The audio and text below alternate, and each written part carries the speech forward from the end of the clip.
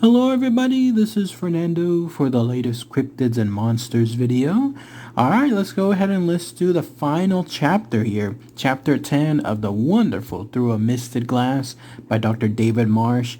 I'll include the link for it below in case you haven't had a chance to download the book yet. It's free. You can read it at your leisure. Highly recommended to do so. It's been a wonderful trip these last couple of videos talking about each chapter individually.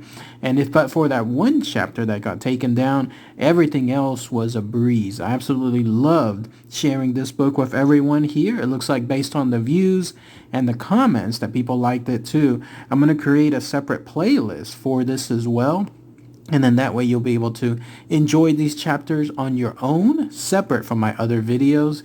And who knows, maybe if there's another book in the future by Dr. David Marsh, then I'll chronicle it here. Plus, there's a bonus chapter that I'll include here afterward where he sums up his thoughts on curses, and I'm going to share that soon for you.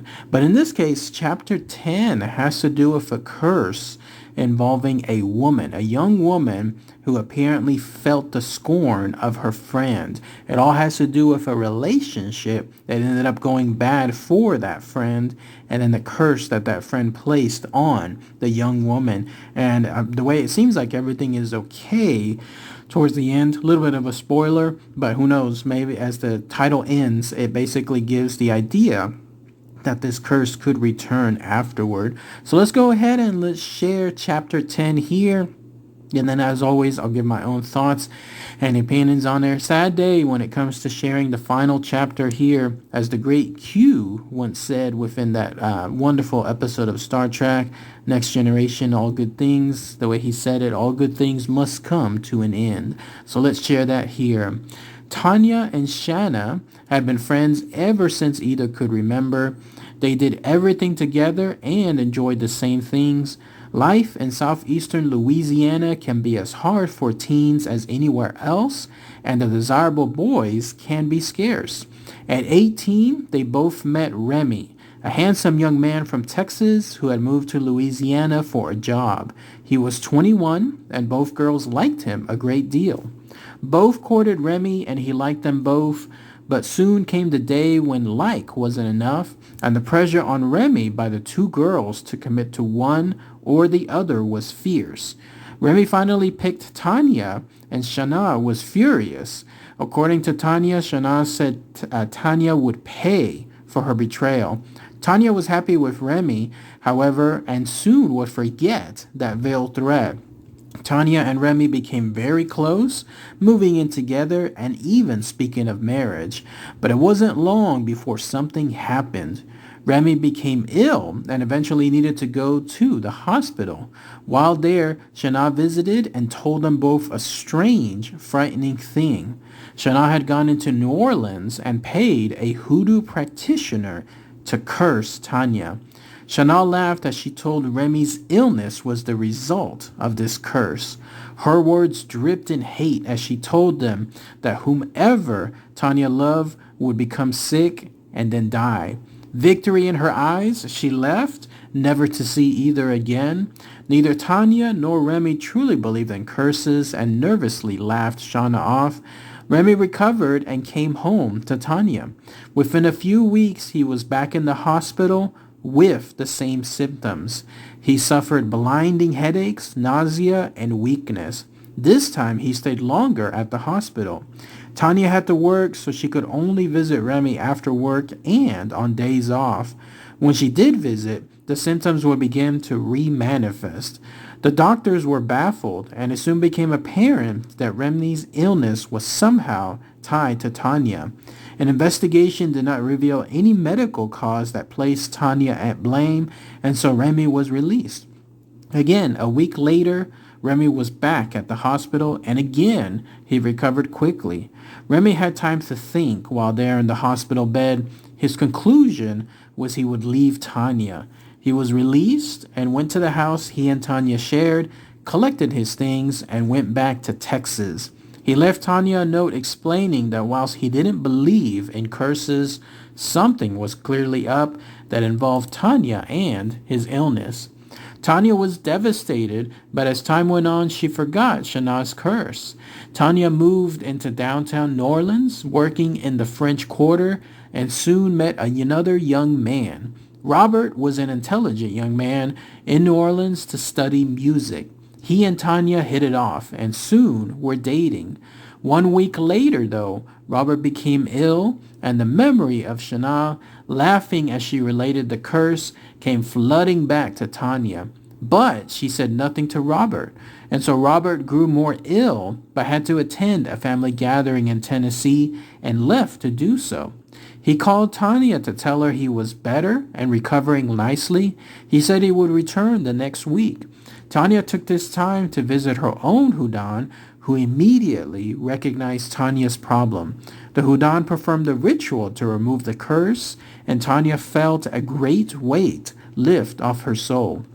And so Robert returned, and within a week, it was shortly thereafter sick again.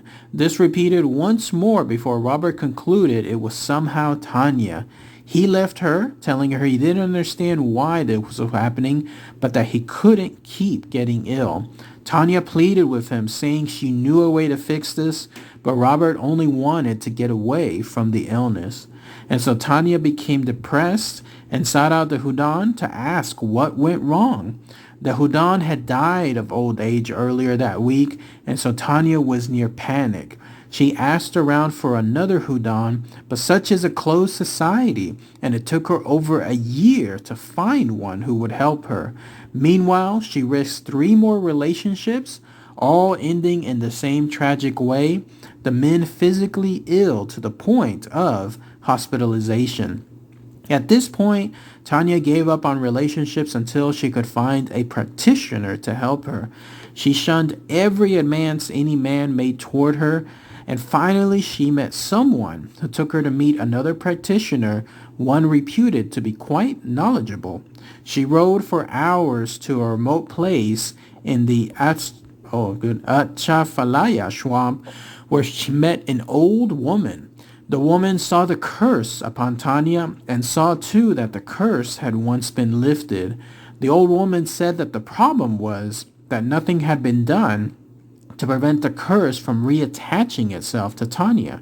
And so the curse was once again removed, and this time a protection was added in the form of a little amulet that the woman placed around Tanya's neck. Tanya felt the stain lift from her soul once again, and though she harbored fears that this wouldn't work, she returned home. It would be almost a year before she felt comfortable enough to try a relationship beyond dating. Tony was a great guy, not perfect, but great. He could laugh about his flaws, and he listened to Tanya. Tanya dated Tony, and as time passed, they became close. She told him about her curse, and rather than mock her or ridicule her belief, he was sympathetic. It was his idea that they put the amulet to the test and see if the curse was still active. They moved in together, still keeping her place, just in case, and things went well. Life seemed normal, and there were no troubles with Tony's health. A month passed, and then another, and finally, they reached the 1-year anniversary of being together. Tanya never removed the amulet, and she was almost manic about protecting it. Tanya and Tony went to the Gulf Shores in Alabama for a weekend vacation, enjoying the sun and the waves. While swimming, Tanya lost the amulet. She was frantic in her search of the beach and the water, but could not find it. In desperation, she told Tony to stay away from her, to go home separately and stay apart until she could replace it. Tony disagreed and refused to leave her. Tanya insisted she wanted to go home and get a new amulet, so Tony drove them home. Tanya tensed each second, watching Tony for any signs of weakness. Hours turned into days, and then days into weeks. Tanya couldn't find the person who had taken her to the woman who made the amulet for her, but Tony did not get sick and began to believe that the curse was gone. Time passed as Tanya tried to find the old woman, and Tony remained healthy. After several months, Tanya accepted that the curse was lifted, and cautiously continued with her life with Tony. That was 5 years ago. To date, Tanya and Tony married, and Tony never had any health problems attributable to the curse. However, at even the slightest hint of illness, such as an ordinary cold, Tanya becomes overly stressed. Despite all evidence to the contrary, Tanya believes it is only a matter of time until the curse finds her and plagues her again. And then that's it. That's everything having to do with the final chapter, at least when it comes to these cases. Chapter 10 of Through a Misted Glass by Dr. David Marsh. Let's go ahead and let's talk about that here.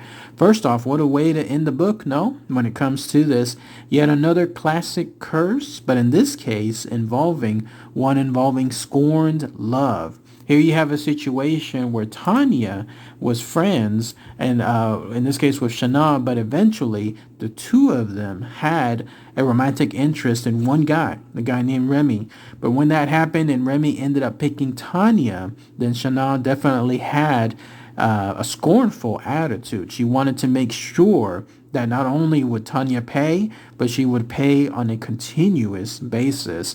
And so that's when she hired, if you could call it that voodoo person, and then they were able to place that curse. It was kind of a neat little trick when it came to that curse too, because it had almost like a backup plan. Once it's lifted, there was almost an add-on of sorts as far as the curse reattaching itself to Tanya. Nobody would ever think that, right? One would think that if the curse is lifted, it's almost like a movie. That's it. Happy ending. Everyone is happy. Nothing else needed. But no, it looks like Shana thought ahead of time and had that extra precaution.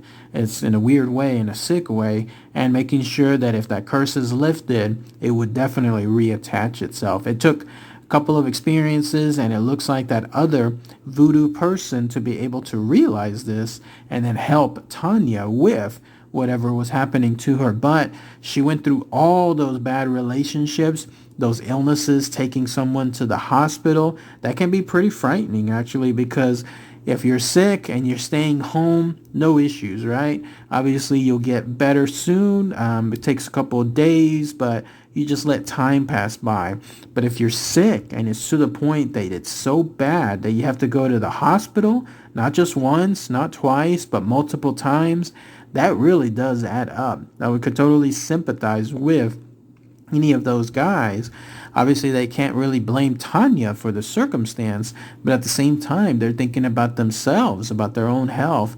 Is this going to be a lifetime of just basically being within the hospital, being sick, continuously sick, and not knowing why, but suspecting that it has something to do with Tanya? So definitely something that you can empathize here.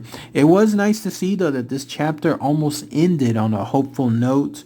Almost is the key word, because while she ended up being with the final guy associated with the encounter, in this case Tony, everything went well and seems to be going well, but Tanya just has that lingering thought that it could come back at any point, especially since she lost that amulet. What a frightful feeling too. Imagine that. Imagine just being at a place, happy as you are with the love of your life, and then the next moment the amulet is gone. It's almost like it had a will of its own, whatever this curse was, and then caused it to wash away or break away or something, and then that caused her to go into a fit. 5 years later, at least at the time of the writing of the book, and the curse hasn't come back, but she's going to always have that looking behind her back type feeling, which is stressful enough as is. You're never going to have a full night's sleep, a restful night, whenever you have something like that going on. So bad situation. Who knows who this Shana was, but whatever she did, it's obviously a horrible thing, and this has a lasting, almost lifetime impact with her former friend. But if anybody has any more info, anything else I want that might have missed on this chapter, maybe on curses, maybe they're in the Louisiana area, are they pretty prevalent there? Is that right? Let me know. Please post those comments below. Be on the lookout for the final chapter bonus one when it comes to this book sometime soon, and then be on the lookout for the playlist that I'm creating as well, so you can listen to these chapters on a continuous basis. All right, everybody. Thanks again as always. Take care. Bye.